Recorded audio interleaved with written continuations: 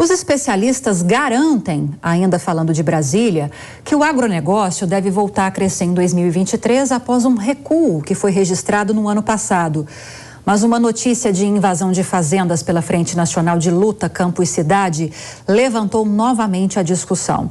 E para a gente entender melhor esse tema, vamos entrevistar agora o deputado federal Pedro Lupion, do Partido Progressistas do Paraná, que é presidente da Frente Parlamentar Agropecuária. Oi, deputado, boa noite, bem-vindo ao Jornal Jovem Pan. Boa noite, prazer estar aqui com vocês. Importante assunto que nós precisamos estar muito atentos. Inclusive, a gente trouxe essa informação ontem aqui no Jornal Jovem Pan. São cerca de 12 cidades no Oeste Paulista que já receberam essas invasões por parte de grupos que fazem parte, pessoas, militantes que fazem parte dessa Frente Nacional de Luta, que é chamada de Carnaval Vermelho. E a gente está falando de um movimento de trabalhadores rurais sem terra que é coordenado por um ex-líder do MST. A Frente Parlamentar Agropecuária está acompanhando essas invasões que começaram no fim de semana, deputado. Algumas ações estão sendo discutidas para tentar resolver essa questão? Nós acompanhamos e acompanhamos com muita, mas muita preocupação. Algo que a gente previa que poderia acontecer quando se tem um governo complacente com esse tipo de atitude. É natural que ela volte a acontecer, liderada por um criminoso que já foi condenado, inclusive, por isso. Agora, a invasão de propriedade privada produtiva é crime. Está previsto na nossa Constituição o direito de propriedade. A gente precisa ver o que é que o governo vai fazer. Se o governo vai aceitar, passar a mão na cabeça, aceitar o que eles estão fazendo, ou se vão ter algum tipo de reação. Se não tiver nenhum tipo de reação já, imediata, a gente acha que vão perder o controle e que vai virar um oba-oba de invasões pelo país. Tem a decisão do ministro Barroso lá em 1º de novembro sobre as reintegrações de posse, que dificulta bastante. Não são só essas fazendas, essas áreas no Oeste Paulista, nós temos ainda o sul do Bahia com bastante problema, temos algumas áreas no Pará com problema, algumas áreas no Mato Grosso do Sul. Então são temas que nos preocupam bastante e que precisa ter a garantia da lei, que está previsto na Constituição o direito de propriedade. Agora, se o governo entender que está tudo bem desse jeito, o que nós podemos dizer? Nós estamos exigindo que o governo tome alguma atitude. Agora, deputado, só para contextualizar a nossa audiência, porque talvez alguns que estejam conosco hoje não estiveram ontem, esses movimentos estão acontecendo desde sábado, são várias ocupações já realizadas em fazendas. A justificativa da Frente Nacional de Luta, Campo e Cidade é que é preciso que haja esse movimento para se acelerar as atitudes tomadas pelas autoridades públicas para que haja uma reforma agrária. Eles defendem, eles reivindicam terras que são chamadas de devolutas, que são aquelas terras que estão em posse do poder público, não são terras particulares e que não têm uma destinação já concretizada e especificada por essas autoridades públicas. Mas o que a gente está acompanhando nos últimos dias são invasões que estão acontecendo em propriedades privadas. E para esses militantes, para essa Frente Nacional de Luta, é uma forma de acelerar a atuação do poder público. Com base nisso, deputado, e o senhor inclusive já trouxe a informação sobre a ligação do novo governo com esses movimentos sociais, é possível que haja algum tipo de pressão para que essas pautas ligadas à reforma agrária ganhem força nesses próximos anos no Congresso Nacional? Bom, vamos só contextualizar um pouquinho mais aí. O governo tem hoje 90 milhões de hectares sob o poder do INCRA de áreas passíveis de assentamentos. Ainda tem mais 110 milhões de hectares, além desses 90, ou seja, nós estamos falando de praticamente 200 milhões de hectares, que são esses 110 que são terras da União.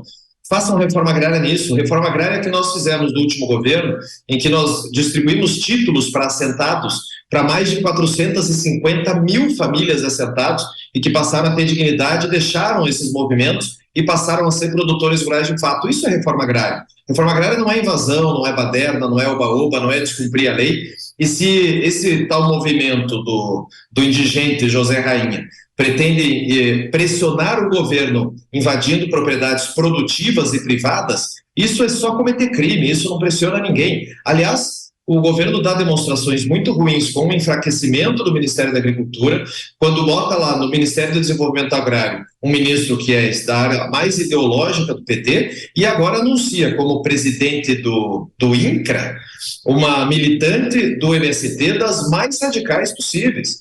Então, nós estamos convivendo hoje com o problema de sem terra, nós estamos convivendo com um problema indígena, existe possibilidade de começar o problema quilombola, nós enfrentamos agora uma ameaça de uma nova gripe aviária chegando no país, que pode impactar gravemente a produção de proteína animal, e também a questão da vaca louca, que foi identificada no Pará e que agora está fazendo os testes para ser confirmada ou não. Ou o governo fortalece o Ministério da Agricultura e nós temos uma central de comando para fazer com que a gente tenha a nossa salvaguarda para continuar produzindo, ou é o agro que vai decair no país, o mesmo agro que vocês mostraram a matéria há pouco, que hoje já passou até o PIB da Argentina, da importância que é o motor econômico que significa o agronegócio brasileiro. Agora, se começar a baderna desse sentido, aí a gente não tem a mínima condição de continuar produzindo dessa maneira. Precisa o governo ter uma atitude forte, como o governador de São Paulo teve, como o governador do Paraná já teve, de fazer a reintegração de posse, de tirar invasor, que é crime, e fazer com que o direito de propriedade valha nesse país. Deputado, eu vou convidar o Jorge Serrão, nosso comentarista, para essa conversa também. Serrão. Deputado, pergunta bem objetiva. Essas invasões criminosas de terra, de propriedade, podem gerar algum tipo de reação violenta por parte desses proprietários invadidos? Existe essa possibilidade? O senhor percebe aí no ar um clima de revolta? E até que ponto esse tipo de reação também não pode ser o que está objetivando aí uma ala radical do governo que quer a luta de classes permanente? É isso ou não?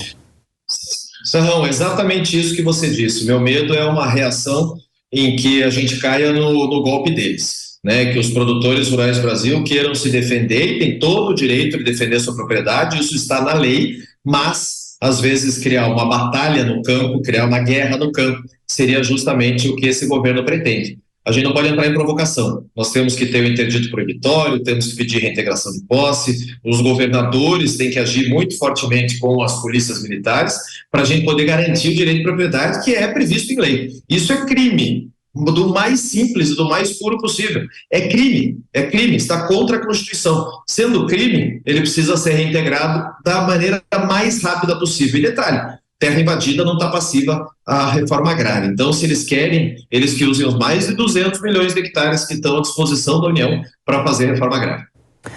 Deputado, me permita continuar nessa questão do agronegócio, mas eu quero desviar um pouquinho do assunto, aproveitando a presença do senhor aqui, porque eu até abri a entrevista falando sobre a expectativa de crescimento, de aumento do PIB agora em 2023 para o setor, depois que a gente teve um recuo em 2022.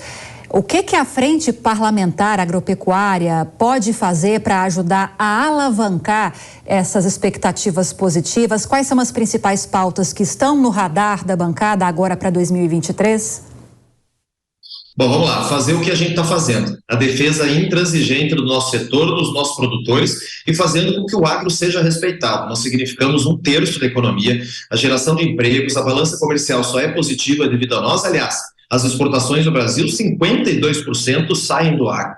Ou seja, não existe ninguém sem consciência, por mais contrário que qualquer governante seja, que queira destruir esse legado, né? Esse asset brasileiro que faz com que a gente esteja no mundo inteiro em mais de 200 mercados. Agora mesmo está acontecendo a Go Foods lá em Dubai, e que é a maior feira de negociação de frango halal do mundo, e o Brasil está lá com a maioria dos estandes, fazendo a maioria dos negócios, vendendo frango para 5, 6 anos para frente.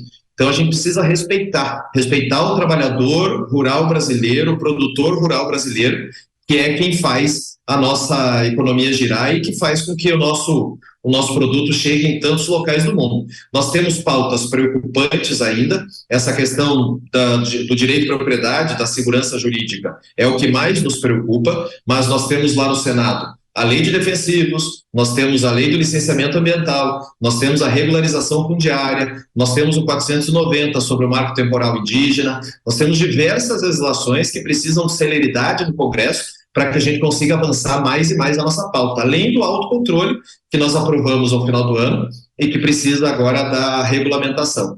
Então, são coisas que a gente precisa enfrentar a iniciar pelas medidas provisórias de reorganização da esplanada dos ministérios, para que o Ministério da Agricultura seja, de fato, o gestor do agro do Brasil, tenha a Conab de volta, tenha o CAR, o Cadastro Ambiental Rural de volta, que a agricultura familiar seja valorizada, que a gente consiga fazer com que o INCRA não seja ideológico e sim técnico, porque se a gente tratar a agricultura como ideologia, a gente não vai para lugar nenhum, é técnico, é financeiro, é capital, a gente precisa enfrentar isso como uma questão técnica. Então a nossa frente é a mais forte do Congresso, somos em mais de 300 parlamentares e a nossa força faz com que a gente consiga ajudar a alavancar o agro brasileiro. Durante a campanha eleitoral, o então candidato Lula se referiu ao agronegócio como bando de fascistas. Agora, ele assumiu a presidência da República. Como é que fica essa composição ou recomposição com o presidente Lula? Qual vai ser a estratégia do agronegócio para neutralizar ou para compor com o presidente? Sarrão, essa questão da retórica do presidente é algo que ele falava para dentro da bolha, para dentro do público dele, do público mais de esquerda. Eu não posso crer que o presidente da República tenha tamanha responsabilidade de achar que o agro é negativo para o país. O que a gente precisa é conseguir ter vias de diálogo, criar pontes para o diálogo. Com o ministro Fávaro, a gente tem uma ótima conversa, ele é da bancada, inclusive, é produtor rural, entende do setor, nós temos conseguido avançar nos diálogos com ele. O Ministério do Desenvolvimento Agrário, muito mais ideológico, né, ainda criando condições de nós sentarmos numa mesa e conversarmos, e o meio ambiente não pode ser ideologizado, tem que tratar como uma questão técnica também, senão a gente não vai conseguir sentar e conversar. Agora, se o governo quiser ter qualquer tipo de avanço no Congresso, ele vai precisar conversar com a nossa bancada. E não é conversar daquela questão negativa da política de distribuição de benesses e de cargos e de emendas, nada disso. É conversar sobre os interesses do produtor rural brasileiro, fazer com que a gente consiga ter o respeito que é tão necessário para os nossos produtores, para que a gente consiga deixar essa parcela importante, praticamente 1/3 da nossa economia, pujante e crescente, como nós estamos agora, que passamos, inclusive, o PIB da Argentina só na produção agrícola brasileira. Agora, deputado, a própria reforma tributária é uma pauta importante para o setor também. Há grandes expectativas que agora, com o reinício dos trabalhos legislativos após o Carnaval, essa seja talvez a principal pauta que vai ter mais força de discussão no Congresso Nacional. Como estão as articulações dentro da bancada, dentro da frente, em relação à reforma tributária? Bom, nós temos uma dúvida em relação...